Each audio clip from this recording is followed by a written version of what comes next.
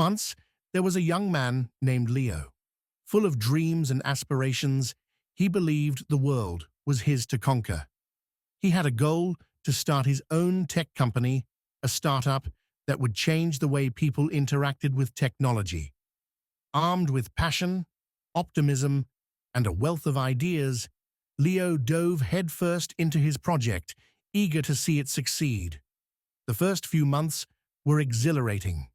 He poured his heart and soul into the work, but things didn't go as planned. The product wasn't gaining traction. Users didn't respond the way he hoped. Investors started pulling out, and soon Leo was faced with the harsh reality of failure. The tech company, once full of potential, collapsed. In the silence of his failure, Leo was consumed by doubt and disappointment. He questioned everything: his abilities, his decisions, his dreams. The weight of the failure felt unbearable, and for the first time in his life, Leo was scared. Scared of what people might think, scared of being seen as a failure.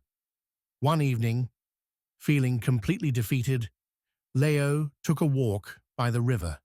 The sun was setting, painting the sky in hues of orange and pink, and the gentle sound of the water lapping against the shore was oddly comforting. As he sat on a bench, he began to think about all the moments in his life when he'd faced challenges. He remembered how, as a child, he had fallen countless times while learning to ride a bike. But each fall had taught him something. Each time, he got back up, a little stronger, a little wiser. It clicked. Failure wasn't the end. It was a lesson. A painful one, yes, but one that carried invaluable insights. The setbacks in his startup weren't a reflection of his worth. They were simply signs of areas where he needed to grow. Leo had failed, but that didn't make him a failure. With a new perspective, Leo decided to start again, this time armed with the lessons he had learned. He went back to his drawing board, but this time he listened more carefully.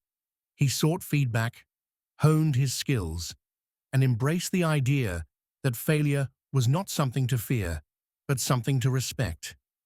Months later, Leo launched his next project, but this time it was different. It wasn't just about chasing success. It was about building something meaningful, learning through each step, and never being afraid to stumble. He learned to embrace failure, knowing that every setback was a stepping stone towards something better. Eventually, his company flourished, not because he was immune to failure, but because he refused to let it define him. He understood that failure was not a reflection of his dreams, but a vital part of achieving them. Leo's journey teaches us that failure is not the end of the road. It's a turning point. It's a lesson waiting to be learned, a message that you're not done yet. The true failure lies not in falling, but in refusing to rise.